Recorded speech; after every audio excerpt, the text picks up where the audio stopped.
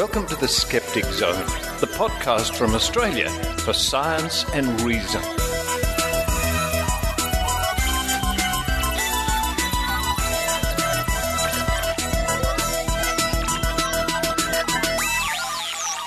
Hello and welcome to the Skeptic Zone, episode number 375 for the 27th of December 2015. The last Skeptic Zone for 2015. And to round off 2015, we have a special episode, a special Dr. Karl.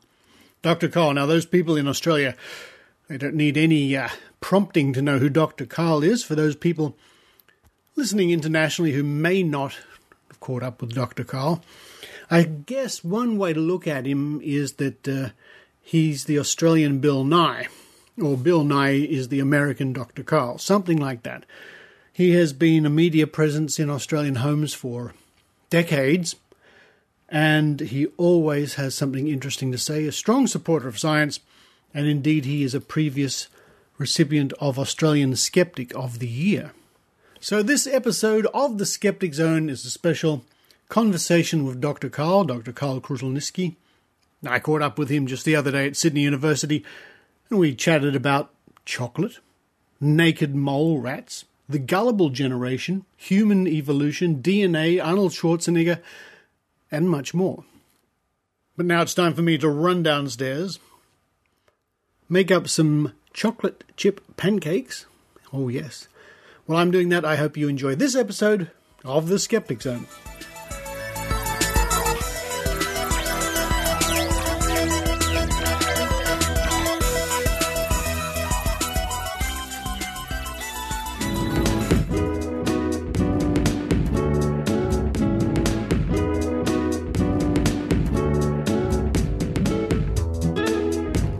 So I'm here at Sydney Uni enjoying some chocolate and coffee with none other than Dr. Karl. Hello, Dr. Karl.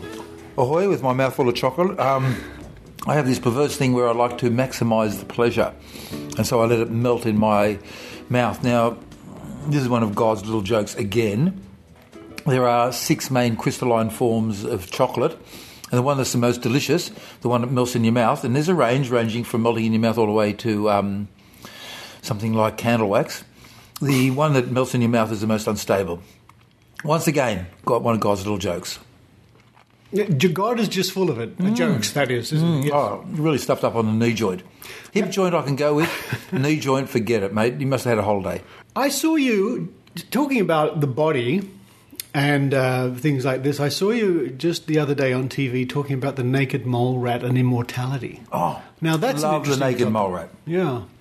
So what's the deal with the naked mole rat? You were saying it's not naked, it's not a mole, it's not a rat for beginners. Okay, it's not naked because it has hair. When I say hair, you and I have got 100,000 hairs on our skull, at least you do, and about 5 million altogether on your body, but most of them are invisible. This has got 100 hairs, not 100 million, 100. So it's not fully naked, it's close. Mole, it's not a mole. Rat, it's not a rat. It basically looks like a small sausage that you cook at a barbecue with sabre teeth on one end. And it's really weird. That last bit of chocolate's coming down nicely. It is good chocolate. Yeah. Well, it melts. It's probably loaded with things, but nevertheless. Anyway, so moving right along, the naked mole rat does not get cancer. It does not get older. So you and I are born, grow to adulthood, and then the skin goes, gets thinner, the muscles weaken, the joints lose flexibility, they begin to wear out, the hair goes, the makeup of hormones go. Everything gradually winds down once you've reached peak sexual reproducibility. However, with the naked mole rat, it sort of grows. By the way, for rats of that size, rodents, the average age that they get to is about 1.5 years, and then 90% die of cancer. 90%. Humans, about 10 to 15%. Naked mole rat, 0. So they get to be adults, and then they just get older. They do not show any of the signs of aging. They just get older, and you get past 1.5 years and up to 1.5 decades. How do you age something that doesn't get older? If you come across a naked mole rat, how would you determine how old it is? Don't know. You'd have to look up the literature. I reckon they might put little nicks in the ears or something like that. So they'd have to tag them and keep tabs in on some way. Right. But they get to be 30 years of age without any signs of aging. 30? 30. For a little mammal? For a little mammal. Wow. And no signs of aging, and we don't know why, and suddenly they die, and we don't know why. They also don't do thermoregulation, like you and I try to keep our temperature constant around 37. They're 32, which is the temperature of where they live, which is top right-hand corner of Africa. I know that the geographers are sort of having hissy fits at this stage. Okay, the northwest, if you like. No, northeast. Okay, northeast. They live in the high plateaus, underground, and they've been there for about 2.5 million years, and they just build these tunnels kilometres long, and they, as a result, have 1/4 of all their muscles in their jaw. We have it in our legs. And they just make these tunnels, and then the ground does their thermoregulation for them. They also don't feel chemical pain. So you're thinking, well, what's chemical pain? Well, there's different sorts of pain. There's sharp pain, there's dull pain, and there's chemical pain like burning. They don't get that acid burning pain, which is essential for them because while you and I enjoy, in inverted commas, an atmosphere with an carbon dioxide level of 400 parts per million, they're not 400, they're 50,000. 5%. And you and I would be very shortly dead from that. They don't die from it. And they don't feel any pain. And the relevance of this to humans is that some of the nerves associated with post-traumatic pain seem to be chemical sensing nerves. And if we can understand how they work and don't work, then maybe we can relieve this in humans. There are some sorts of pain that we cannot relieve in humans, unfortunately, and this sort of post-traumatic pain, where you've had an injury, the injury heals, and still the pain is there. There's no point in having the pain. You don't need to have the pain. Is that like a phantom pain? Oh, different again. Different? Just working up a story on another family that doesn't have pain, any pain at all. But anyway, that's a story for another time. And they don't have any subcutaneous fat, and they live in a weird beehive-like existence where there's one female who does all the sex, or sexing, and she has all the babies, and nobody else has babies, and everybody's in a hive structure, and they're like bees, they're like workers. bees. Yeah, they're like bees. They're the only mammal that does this. And then they don't get cancer, and we don't know why. A couple of theories, we don't know why. So this is just showing that there's so many more exciting things to discover in science. Now let's use this as a bit of a segue when we're talking about animals that don't get cancer. And there's a common myth out there that sharks don't get cancer, which led to people selling stuff called shark cartilage tablets or something like that. Oh, yeah. So let's use this as a segue to talk about what you've been talking about lately, which is loosely termed the gullible generation, but it should be the gullible generations. Yes. So if you go way back to the Great Fire of Rome, and Nero's out of town, and then they're having one of their celebrations at the Circus Maximus. Have you been to Rome? Oh, it's amazing. Like at the Colosseum, which could take 70,000 people, that's the size almost of the Melbourne Cricket Ground, right? You can take 70,000 people. They had it set up so that in the morning you could have boat races and wars. So I heard, yes. And so they could kill each other and then drown for the amusement of the populace, and then everybody go out and have lunch and then come back and then be all dry, and then you'd have a whole bunch of people, the gladiators fighting the lions, and literally people flying through the air without ropes. I heard that. They would get up to extraordinary things. They were very creative. And their the Romans were amazing. Yeah. By the way, the flying through the air without ropes was very simple. They just got some poor bugger, made him wear some wings, got him on a catapult and threw him through the air. Everything was fine until he landed. We can laugh now. Yeah, I know. It was tough times. It was anyway, tough times. The Colosseum was big. The Circus Maximus was bigger. 150,000 people. It was basically an oval, and people would go racing up and down the oval and around and around. And so they were gearing up for one of the big Circus Maximus festivals. And there were all these people selling food on the streets. And it's thought that the fire arose from one of the food sellers on the streets. Nero's out of town, comes back, starts organising stuff. And then all the rumours start going that he actually set up the fire so that he could get land that he could then use for his own palaces. Mate, he didn't need an excuse, he just killed anybody. So that was one of the first cases I could come across of a whole bunch of different rumours all of which disagree with each other about the real cause of what's going on. Then we move on some 1600 years to the Great Fire of London, and there's some poor guy called Richard Herbert. So Richard Herbert's picked up because he's both a Catholic, which wasn't popular in England at that time, and also a Frenchman. They were having their second Anglo-Dutch war, and the French were allied with the Dutch. And so after a little bit of torture, he confessed to having started the fire in Westminster. Two problems: the fire actually started a bakery in Pudding Lane, and not thousands, but hundreds of witnesses attested to this. And secondly, Westminster was at no stage affected by the fire. It completely missed out on the fire. So they realised that they'd made a mistake, tortured him a bit more, and then he confessed to starting the fire by throwing a fire grenade through an open window in the bakery on Pudding Lane. And the problems with that were, firstly, the bakery had no windows. Secondly, he was crippled in his shoulders, so he couldn't throw anything. Thirdly, he didn't land in the United Kingdom or Great Britain until 2 days after the fire started.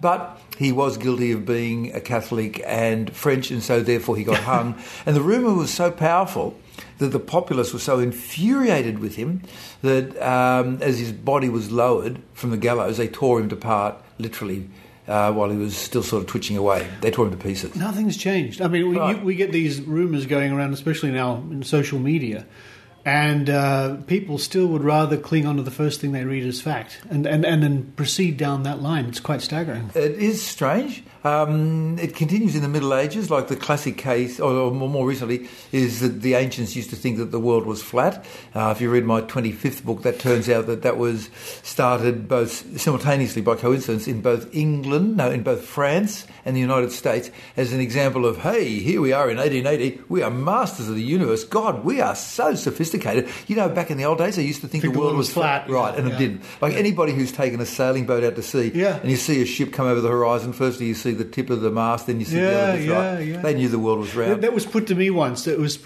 somebody said, "Oh, you skeptics, you think you're so clever. You people used to think the world was flat." No. I'm shaking my head saying, how do I even reply to such a silly, You say they're wrong, which is hard because then you offend them. And then following 120 years of letters to the editor of the New York Times, beginning in 1880 up to the present, a whole bunch of conspiracy theories come up. And they're different conspiracy theories. Sometimes it's the white sex trade against innocent females. Oh, yeah. Sometimes it's the big businesses trying to take over the running of the world via political influence. Then it's the Reds under the bed, the communists, and then there's the Japanese menace and the Chinese menace, and then there's the Vietnamese menace, and then it's the drug menace, and there's all these conspiracy theories that pop up and go, and there are little spikes in the system. Yeah. And currently the most popular one is that the government can't be trusted in anything.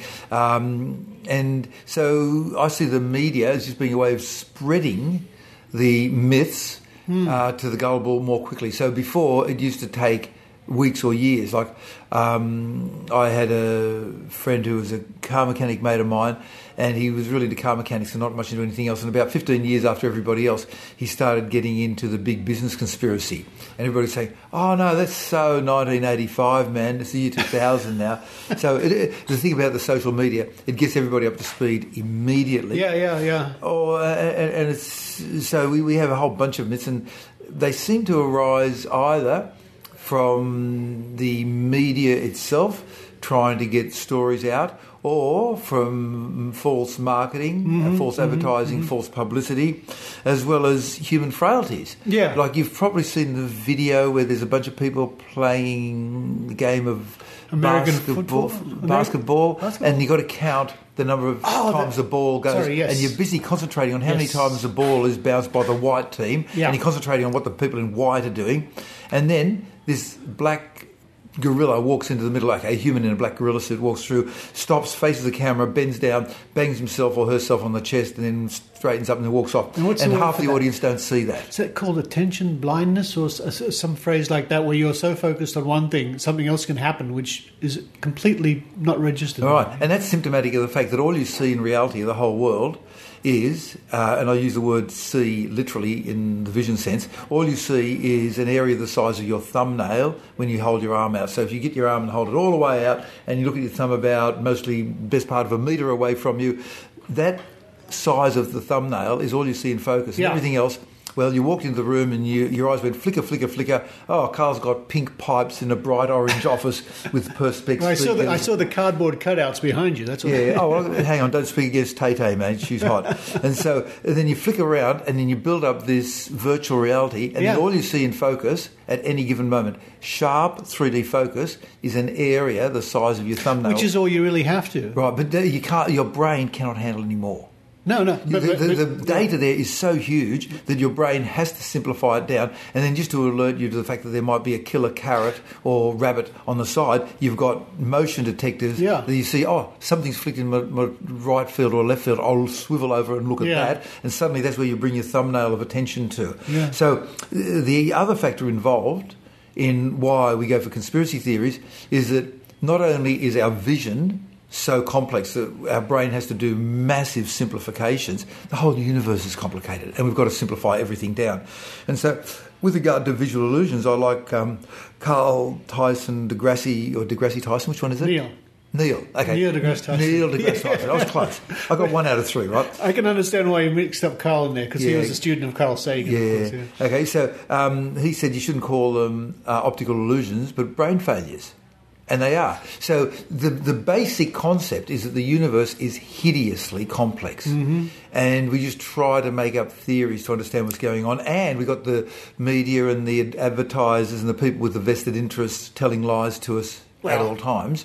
And so, rather than saying, look, I know you like sweet drinks. Here's a sweet drink. Drink coconut water. They say, coconut water will cure sunstroke, syphilis, varicose veins and cancer and will make your handwriting better. Ignore the fact that it's a sweet drink. Oh, okay, I'll buy a cubic metre of coconut water. But there are also these things like the term superfood. It's so seductive, isn't it? Eat this, it's a superfood. Mate, the word super should be only used in Superman, super conductivity, maybe super phosphate and superannuation, and that's about it.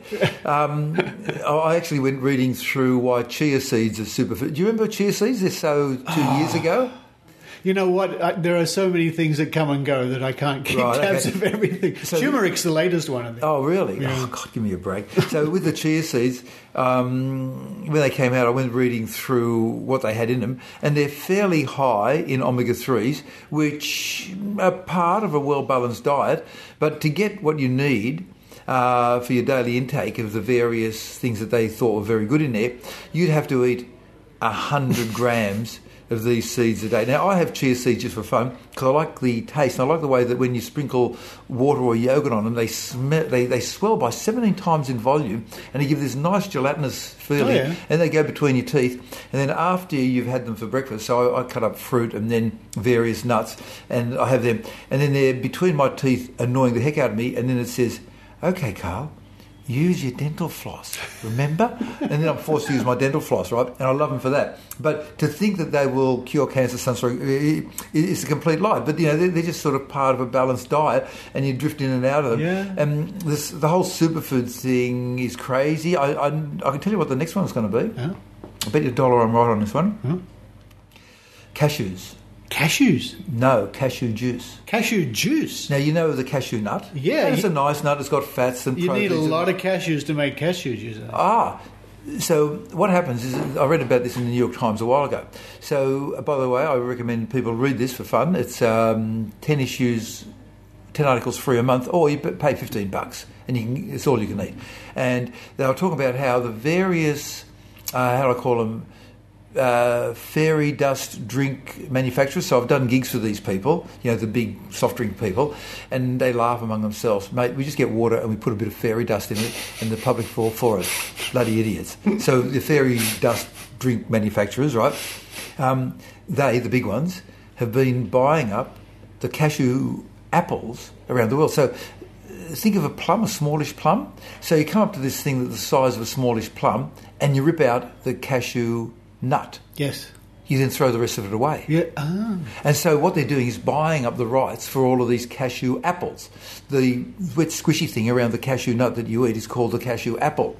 And so the drink people are buying it up, and in about 6 months to a year, you're going to find that cashew juice cures everything. It probably does and it will already. be the next one. So I'm betting $1 that it'll be the next super drink that'll come out, and people will fall for it, and then then it'll be involved with the market pyramid selling and all that sort of stuff. We're getting back to your statement about the complexity of the universe. It is complex, and that's why I have to simplify everything. The complexity of our modern society is far beyond what we evolved to do, which is living on the plains and having babies. And then making enough babies for the next generation and dying. And that was it. If you're still alive after you're 25, consider yourself lucky. Yeah. Right. So this whole society we live in, and it's increasingly so, is far more complex than we've been set up to deal with, in a way. Sure. And our brains are evolving. If you read my 36th book, House of Cards, it talks about the Flynn effect, where brains, where the IQ is increasing by 9 IQ points every generation. And this is by John Flynn, who's currently at the University of Otago. And his seminal paper on this, he wasn't the only one, a few other people sort of hinted at it, but he was the first one to hit it big time. He got hold of IQ records for the United States military. Everybody who entered the United States military from 1932 on had to do an IQ test. And what they found was that the IQ test had to be increasingly made more difficult.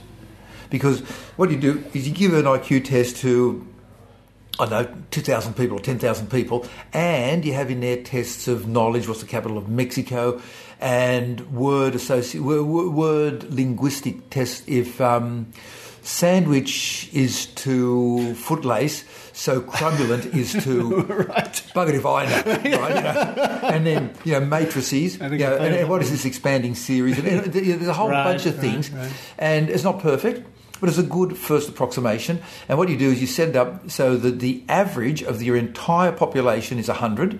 So with every IQ test, every new version that comes out, so I'll pick on one called the WISC, W-I-S-C, the Wechsler Intelligence Scale for Adolescence, and it's been through WISC and then WISC 1, 2, R, 3, 4, whatever. And the average is 100, and you got 2/3 of the population between 85 and 115. And I'm in there. I'm at 110. So my IQ is just barely above average. I'm in there with the great unwashed at 66% of the population. And by the way, just a little diversion here. If anybody tells you that their IQ is 160, the bastards are lying.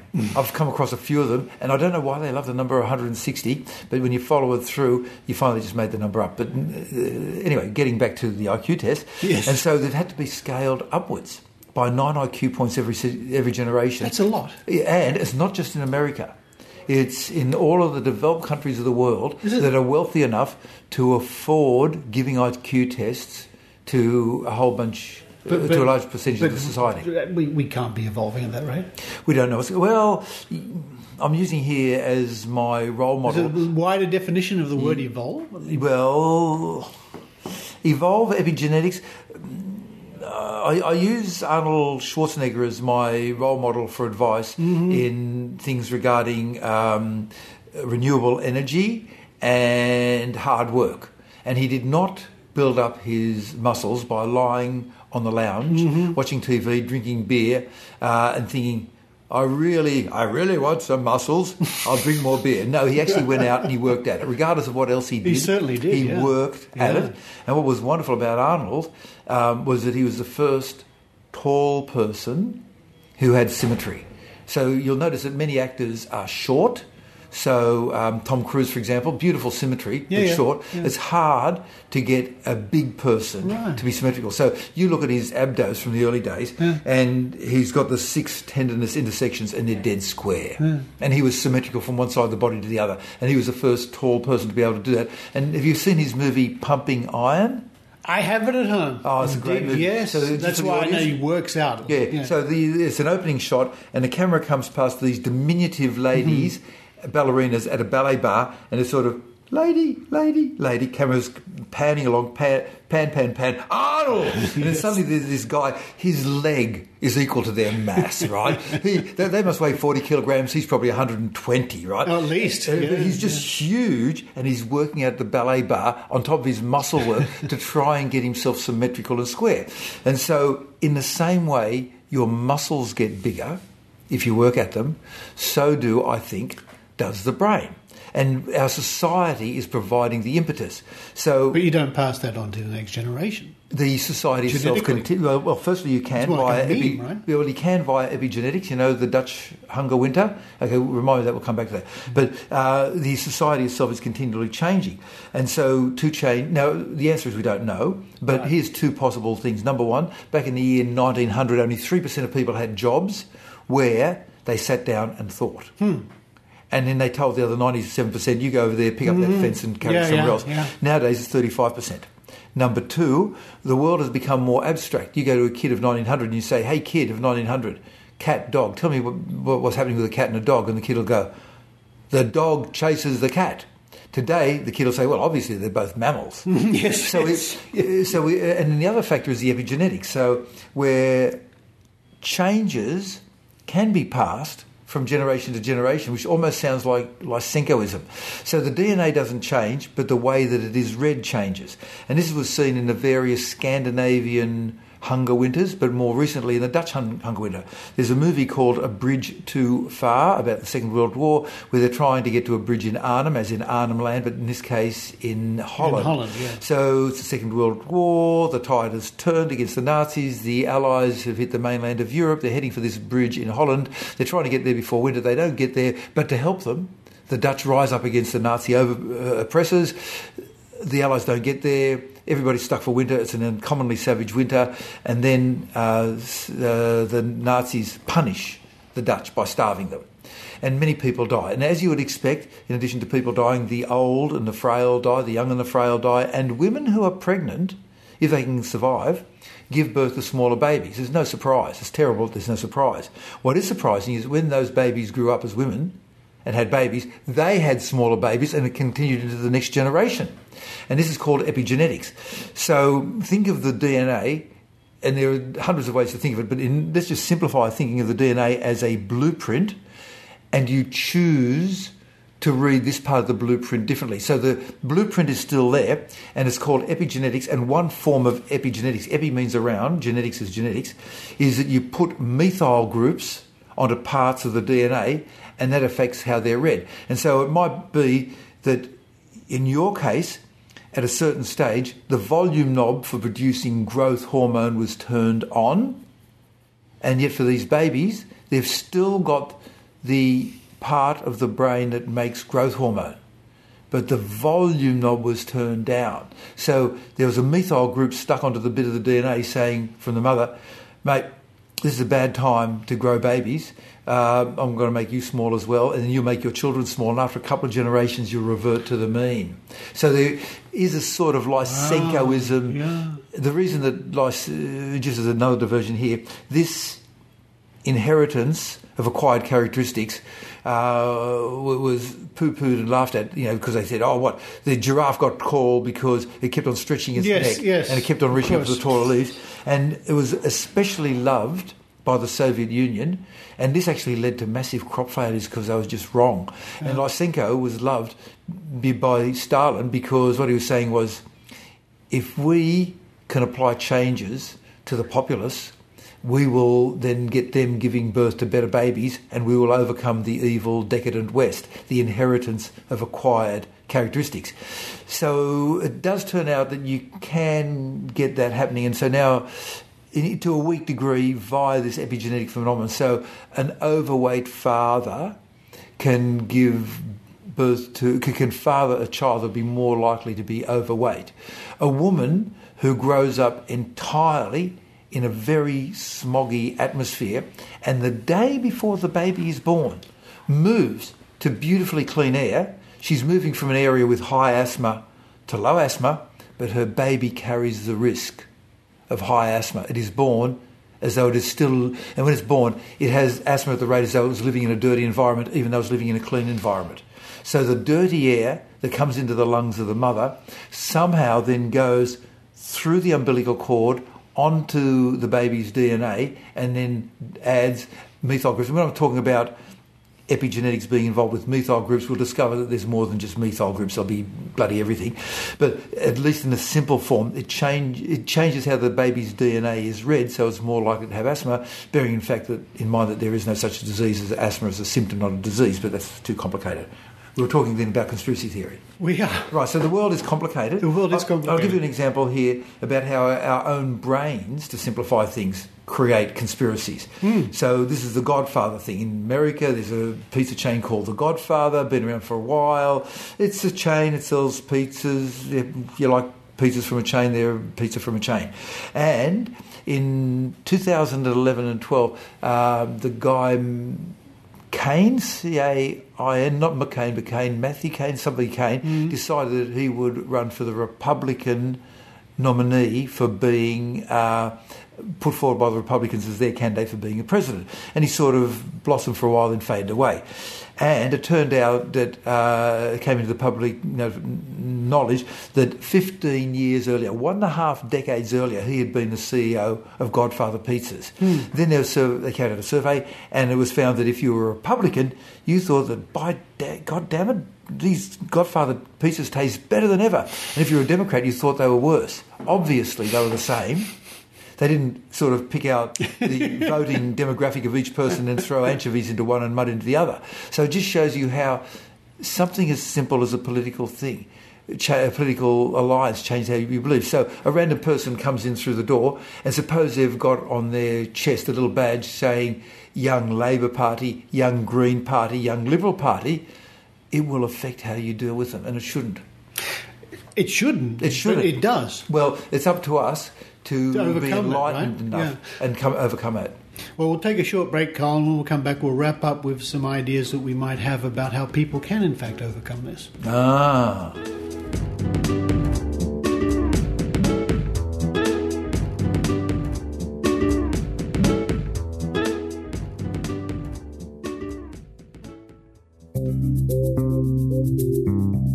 The Skeptic Magazine, the journal from Australian skeptics. Subscribe online to the world's second oldest skeptical magazine. Visit www.skeptics.com.au and click the publications link. You can also find there over 30 years of back issues free to download. The Skeptic, the magazine from Australian skeptics.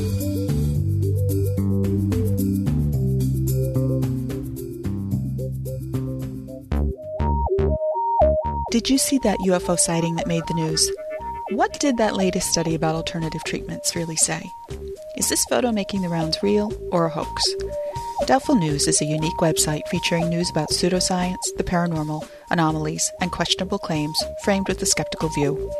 Come visit doubtfulnews.com every day for news about cryptozoology, conspiracies, shams, scams, and more. Follow us on Twitter at Doubtful News. Critical thinking is essential in assessing today's news. Doubtful News helps you decide, can you really believe this stuff?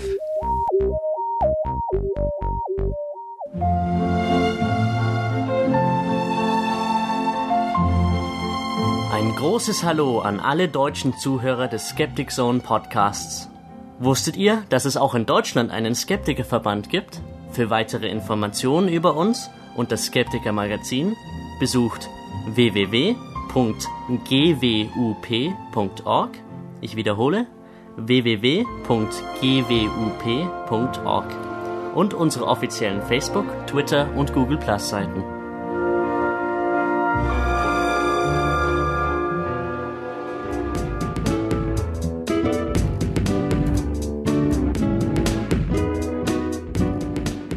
And so we're back here with Dr. Karl. We're taking a nice little break here at the Sydney University just before Christmas time. Karl, we're talking about how complex society is and the universe in general. We just happen to be the poor saps caught up along with the flow of things. And we're looking at ways in which we can arm ourselves, prepare ourselves, and which brings me naturally on to skepticism and why people are skeptical and how that helps. What's your take on that? Well, basically, I'm not very deep, but I'm fairly good at recognising people who are. So let me give you one quote from Alexander Pope, who is this guy from the past, you know, fools rush in where angels fear tread. Yeah, that's right. Yeah. So that's him. He said, a little learning is a dangerous thing. He was that guy. And he said, drink deep, and then he gives the alternative, or taste not, either one or the other. Either drink deeply or don't even go in there, the Pierian spring. That was a spring in Greece, Macedonia, where you would drink of it and you would get knowledge and enlightenment, and there'd be maidens around. So drink not, drink deep, or taste not the Pierian spring, because there, shallow draughts intoxicate the brain. So if you just sort of get a little tiny fact, it'll intoxicate your brain, like, for example, the quack of a duck does not echo. Wow, I'm so clever. That's right. So there, shallow draughts intoxicate the brain, but drinking deeply, largely, sobers us again. So if you drink deeply, if you get true knowledge, you'll find that that's not the case. So in fact, with ducks and duck farms, all you have to do is ring up a duck farm and you say, mate, do they echo? And they'll go, yes, they do. They're really annoying. And the reason that it's such a funny sentence is that the words duck and quack have got the letter K. Hear the letter K, it makes you smile because you're thinking, you're mouthing it out yourself. And to say the letter K, you have to put your lips wide, and that's what you do when you smile. So comedians love chucking the K into a word to make you laugh. So that's one. The other thing is there is another way of avoiding being fooled, and that's to tidy up the place. So they did a study where they had a whole bunch of pictures, dot pictures on the screen. And some of them you could see, there's a chair, or that's the roof of a house, and some of them were just crap. There was nothing there at all. It was just purely random. And some of them deliberately had information, some did not. And then halfway through, the computer failed, which is all planned. And they said, look, I'm sorry, Richard. Look, we'll go to another room. And then you go to another room, and there'd be another computer, and the desk that the computer was sitting on was really full of crap and mess and yesterday's lunch. And either they say, let's just get into it. And if they said, let's just get into it, in the images that were purely random, you would see images that were not there. But if they said, look, Richard, can you give us a hand? This is you help us clean up the desk. So you clean up the desk. And when you created a bit of order, then you wouldn't try to create order by seeing images that weren't there. This is like fooling with your pareidolia sense. Maybe. Yeah. Pareidolia is the seeing of images. In randomness. Making patterns out of randomness. Yeah. So here's one thing. If somebody says to you, hey, the World Trade Center was brought down by the US government, quickly go and tidy up your room and then say, okay, now tell that to me again, will you? So if you've created some order, you're less likely to believe crap or try to find order where there's not. Yeah. And another one is that it's good to be able to see reality. And that's going back to Alexander Pope, because then you can both avoid paranoia and build up trust and then become part of a society where we all work together rather than mistrusting each other. And by the way, you can fool me. You could tell me that your name is really Brian rather than Richard, and I would believe you. Now, it's the default position of humans, isn't it? We believe what we hear. Yeah. Generally speaking, that gets us through. We have to use it because... we can't doubt everything. And we have to be a group because we're so weak. So I'm staring at my fingernails right now, and they are the most pathetic claws. Yes. Right? My teeth, your teeth... You could give me a nasty bite, but you're not like a dog, which could sort of rip my neck out, right? Your eyes are nowhere near as sharp as that of an eagle. Right. Your skin is nowhere near as good as a cow, which can sort of brush up against a barbed wire fence. You and I would start leaking red stuff everywhere, right? So we need to have this language so we can form a group to go with our brain. So there is this evolutionary pressure that we stick together as a group because that makes us strong. And we have the psychopathic ones, which I talk about in my 32nd book, who take advantage of that, but they've always been around. Right. Okay, now the second thing is this sentence from Sir Francis Bacon, or this little rhyme. If a man shall begin with certainties, and he means woman, of course, he shall end in doubts. But if he will be content to begin with doubts, he shall end in certainty. So you start off saying, look, I don't really know what's going on. Wow, but I'm going to go and look at this thoroughly, as opposed to, gee, it says here on the computer screen that the World Trade Building was brought down by the United States government. It must be true. Yes. Therefore, I will adjust everything to fit in with that belief. Right. So start with doubts and then work your way through. The trouble is it takes time. It takes time, yes. And of course it does. Yeah. Then there's a problem there we're in a world where the money is being concentrated in the hands of the wealthy so that the poor buggers are working longer. As an example, I've been reading science fiction books at the rate of one book every day from when I was 16 to when I was about 32, and I had to stop when I started studying medicine because the body of knowledge I had to bring into my head was so huge. But always, in the future, there would be robots and computers, and we would have all this leisure time. But instead, we're working longer. When I was a kid, you could run a family on one adult's wage and buy a car, buy some land and a house and have a holiday once a year. Nowadays, you've got both parents working. They're working not just 40 or 37 and a half hours a week, but much longer.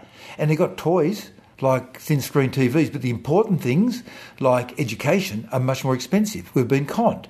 And there's this shift of money, which I wrote about in my 36th book or 34th book, it's called the 1%. And so the Pareto effect and the money going from the poor to the wealthy. And the Pareto was this guy who was an economist and engineer and sculptor and poet in the early 1900s. And he did some statistics, and he worked out that in most countries around the world, about 20% of the population had 80% of the wealth, which is a bit unfair. But firstly, it didn't matter providing that country had an effective healthcare system and a just legal system and a good education system so that your kids and my kids could both get access to the important things. Mm-hmm. And if you killed off that 20%, another 20% would rise and take over. What we're looking at now is not 2080, but we're looking at 199. Yeah. And so in January 20 last year, which was 2014, Oxfam came out with a figure saying that to equal the wealth of the bottom half of the world, 3.5 billion people, you needed 85 billionaires. By March, 2 months later, it had dropped to 65. So you needed roughly 20 fewer billionaires to equal the wealth. So that's the money being funneled across. And people are working such long hours, they don't have the time to think about it. So when I go to the airport, there's this woman called Mary who loves to search my bags and make jokes with me about what new shirts I'm carrying with me and what my wife does. And I said, well, Mary, how come I never see you in the mornings? I'm only seeing you at night. And she said, oh, well, what happens is that I work from midday till 4 o'clock in the afternoon, and I go home and I'm there in time for the way out in the sticks, and then I meet the kids, and then I'm with them till 7:30. Then my husband comes home because he's working 10-hour shifts as a car mechanic, and then I go out and I work from 8 o'clock at night till 3 o'clock in the morning. Then I go straight from there to another job at the airport. So you've got a family of 2 parents working 3 jobs, and not able to. They've got a car because he's a car mechanic. But they can't buy their own property, and they've got to live way out in the sticks. Yeah. And so, overwhelmingly, we're short of time. Yeah. That's all of us. Yeah. And that's part of the problem. Yeah. So much for the robots and computers. We got the robots and the computers. Well, we got the computers more so than the robots. But we don't have the leisure time. We don't have the leisure time. Why not? And how come an increasingly smaller number of people are getting wealthier? So there's another conspiracy theory. Dum. Well, this thing about drinking deeply of the well of knowledge or sipping is absolutely conspiracy theories. It's what the anti-vaccination people do. And I guess it's wasn't there one it was so sad about the chicken pox? The chicken pox party, yes. Yeah, because I had a look at that more deeply, and just for my own purposes, I went into chicken pox. So firstly, chicken pox is not benign. 1 in every 60,000 kids, or 1 in every 60,000 people who gets it will die of it. Secondly, there's a condition that people who are not or have not been trained as paediatric doctors would never have heard of. And I know about it because I was trained as a paediatric doctor, which is called arterial ischemia syndrome. And what it means is that you got a 5-year-old kid having a stroke. Not a 60-year-old, a 5-year-old kid. And 1/3 of those who suffer from that have got chicken pox. Yeah. The chicken pox has it as a side effect, which they didn't know. Thirdly, the mothers.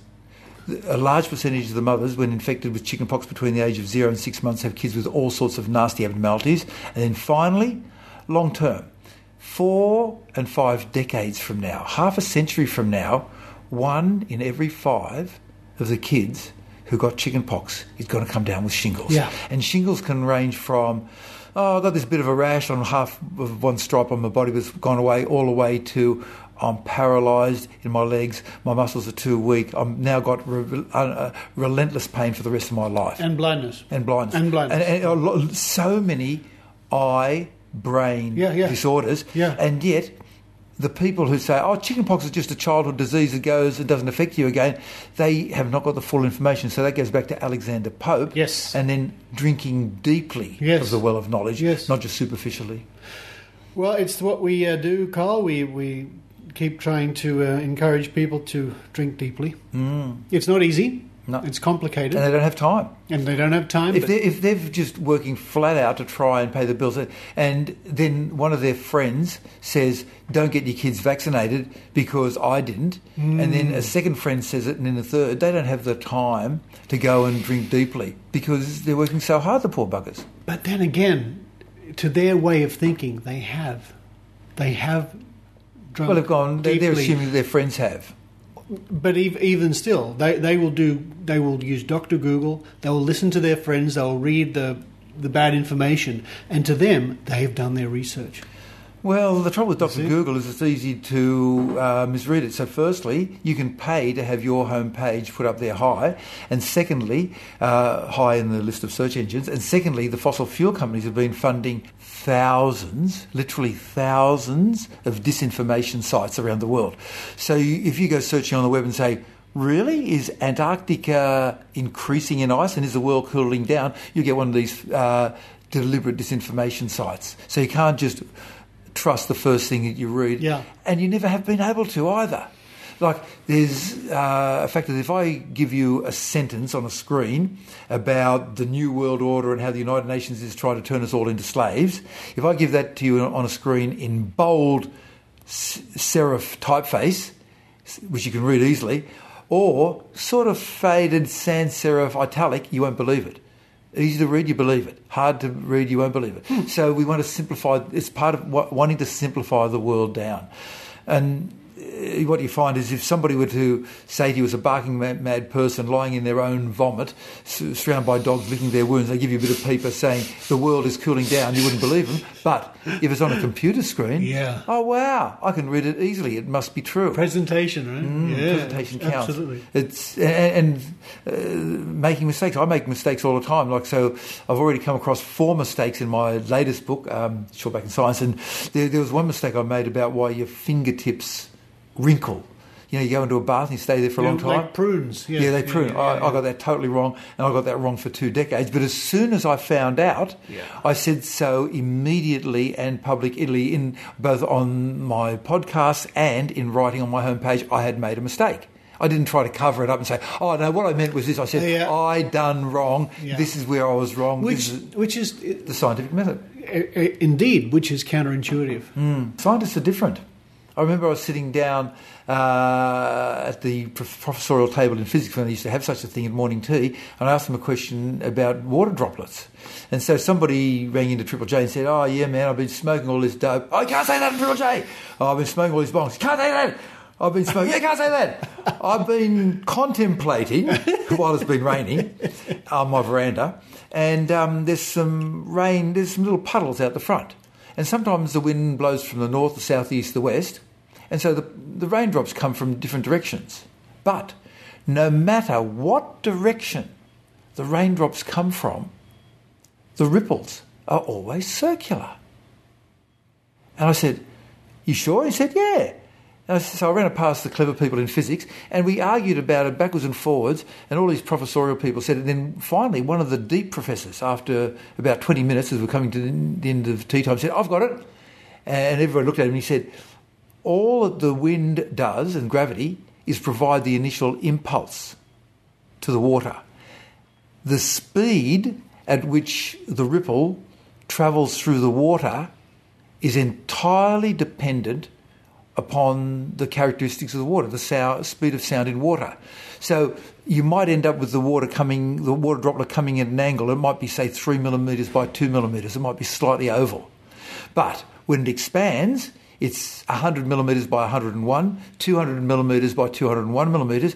And so the speed at which the ripples travel depends entirely upon the properties of the water, not the initial impulse. And all the other physicists said, you're right, I was wrong. And they said, I was wrong. Not one of them had any problems. When they saw the solution being given to them, they said, oh, yeah, that's obviously the one. That makes so much sense. Yep. And they all said, yeah, I was wrong. Yeah. Scientists don't mind saying they're wrong. Which is, of course, counterintuitive to general humans. Oh, yeah, I do love a bit where they say that science is a religion. Yeah, well, we rely on belief and gut feelings, not data. Yeah, sure. Science is just another religion, or science is just your belief system. I've heard it all too. Oh, really? Carl, where can people check you out and look for your latest books? Just go to drkarl.com, drkarl.com, and while it is very nice of you to buy my books, you can get most of the information for free on my homepage in the Great Moments in Science section. Don't tell the bookseller I told you this. Now, it's not as long. It's only about 600 words instead of 800 or 1,000 or 3,000, but the essential bit is there. So if you're a bit broke, just get it for free off my homepage. You don't have to buy my books, but I'll still love you more if you do. No, I love you equally, either way. Dr. Karl, Happy New Year to you, and thank you very much. Yes, although how come they used to have one of the holy days of obligation as New Year's Day? My father used to say, who is Saint New Year?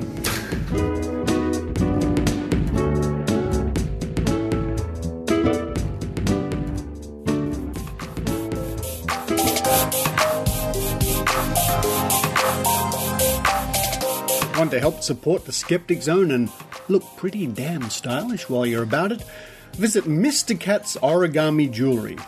Go to www.skepticzone.tv and click the link, or simply Google Mr. Cat's Origami Jewellery, also on Facebook. Pendants, earrings and cufflinks. Support Mr. Cat. Support the Skeptic Zone.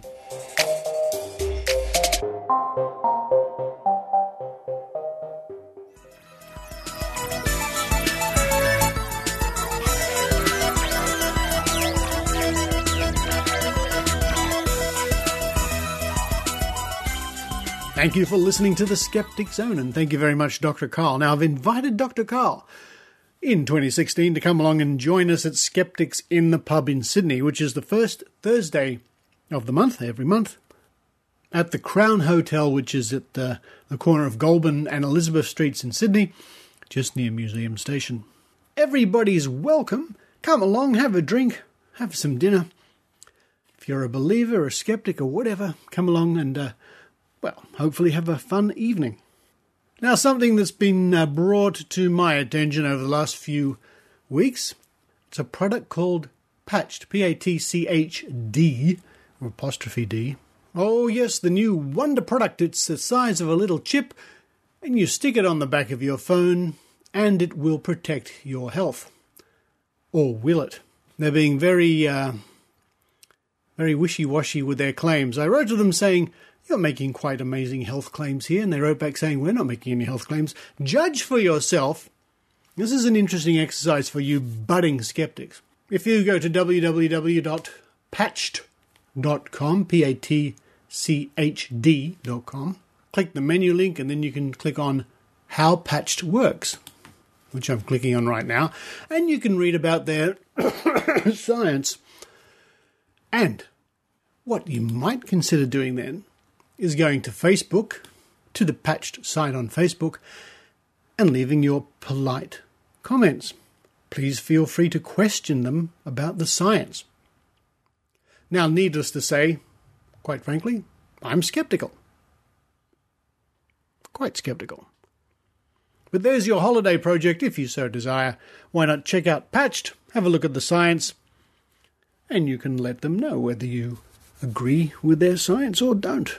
Any product that claims it reduces radiation by 95% and can protect sensitive parts of your body is certainly worth investigation. Coming up on the Skeptic Zone in 2016, who knows? Who knows? I can't look into the future, and neither can anybody else. I know, because I've been looking at predictions for years and years and years by Australia's best psychics. Oh boy, talking about 95%, that's what they get wrong, by the way.